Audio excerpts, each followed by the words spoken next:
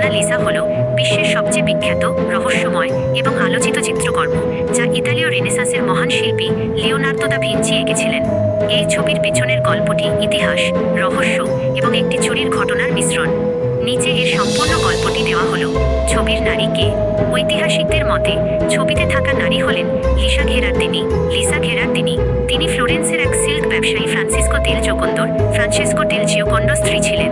স্ত্রীর 25তম জন্মদিন এবং নিজেদের নতুন বাড়ি কেনা উপলক্ষে জোকোন্দো 1503 সালের দিকে লিওনার্দো দা ভিঞ্চিকে এই প্রতিকৃতিটি আঁকার দায়িত্ব দেন।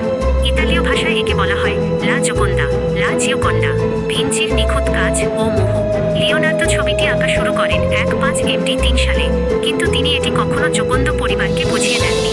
তিনি যেখানেই যেতেন, এমনকি জীবনের শেষ সময় ফ্রান্সে যাওয়ার পরও ছবিটি নিজের সাথে রাখতেন। প্রায় 16 বছর ধরে 1519 সালে তার মৃত্যুর আগ পর্যন্ত তিনি ছবিটিতে একটু একটু করে তুলির আঁচড় দিয়ে নিখুঁত করার চেষ্টা করেছেন। ছবিটিতে ভিঞ্চি স্ফুমাতো নামক একটি বিশেষ কৌশল ব্যবহার করেছিলেন, যেখানে রঙের মিশ্রণ এতটাই সূক্ষ্ম যে কোথাও কোনো স্পষ্ট রেখা বা সীমানা বোঝা যায় না। সেই রহস্যময় হাসি। মোনালিসার সবচেয়ে বড় আকর্ষণ হলো তার রহস্যময় হাসি।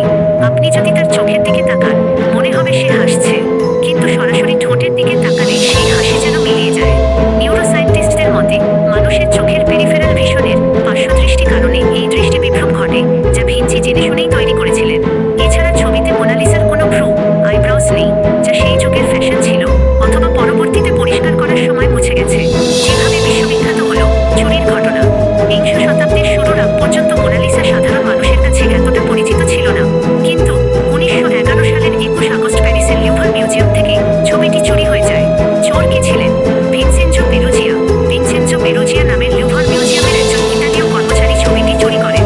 তার ধারণা ছিল ছবিটি নেপোলিয়ন ইতালি থেকে চুরি করে ফ্রান্সে এনেছিলেন, যদিও ভিঞ্চি নিজেই এটি ফ্রান্সের রাজাকে বিক্রি করেছিলেন। খ্যাতি। চুরির পর বিশ্বজুড়ে পত্রপত্রিকায় মোনালিসার ছবি ছাপা হয়। রাতারাতি এটি বিশ্বের সবচেয়ে আলোচিত বিষয় হয়ে ওঠে। উদ্ধার।